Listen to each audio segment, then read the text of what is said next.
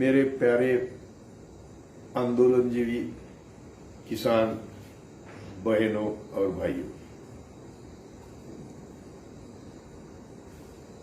आज जितना भी मोदी जी झुक गए हैं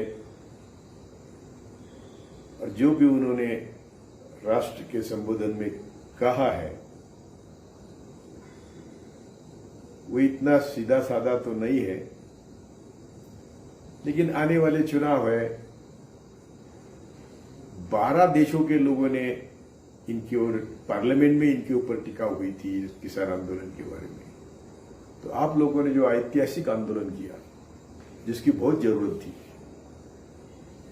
उसकी नींव सिर्फ मेरे सिख बहनों और भाइयों ने डाली थी,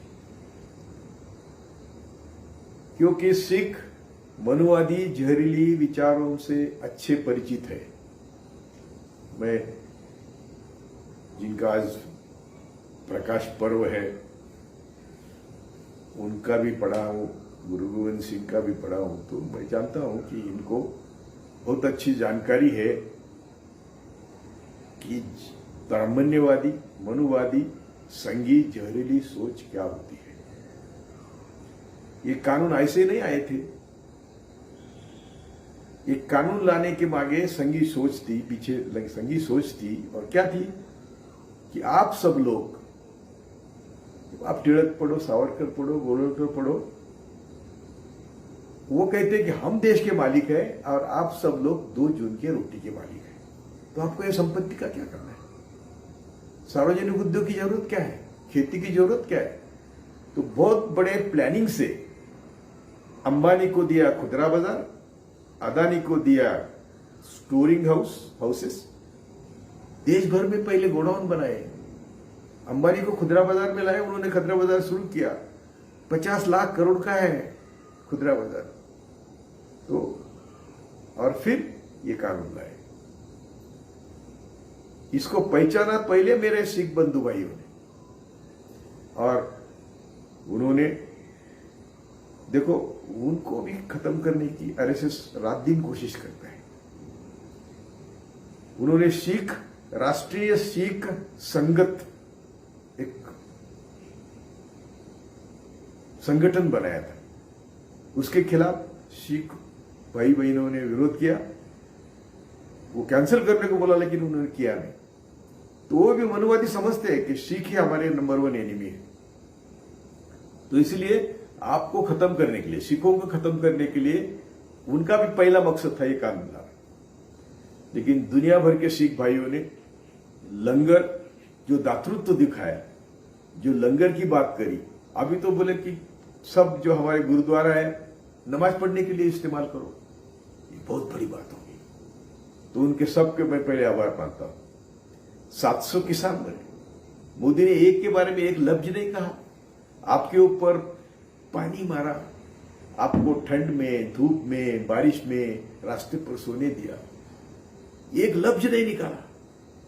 इतना ही नहीं, तो ये कानून लाने के लिए एक कमेटी स्थापन करी, सभी सरकार के गोडाउन जो थे एफसीआई के खत्म करे और सभी गोडाउन अदानी को दिए।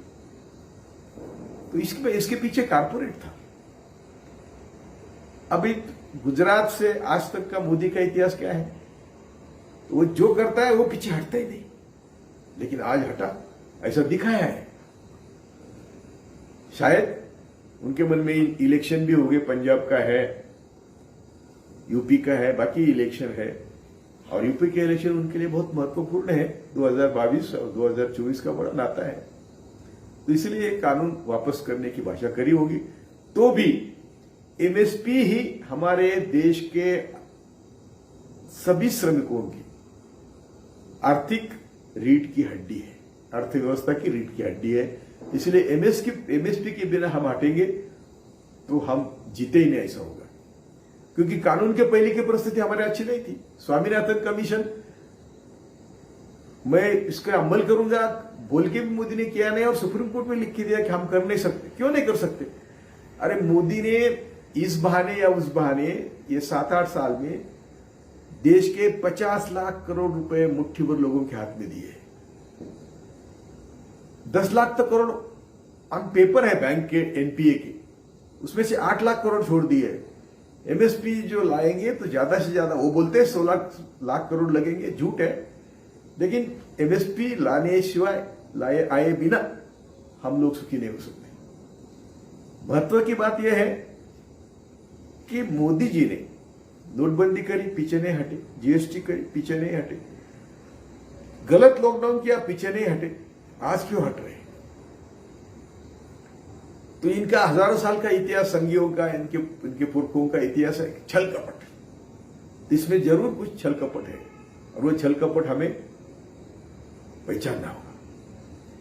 तो मैं सभी किसान नेताओं, भाई बहनों को विनती करता हूं कि जो किया वो बहुत बड़ा किया, ऐतिहासिक किया,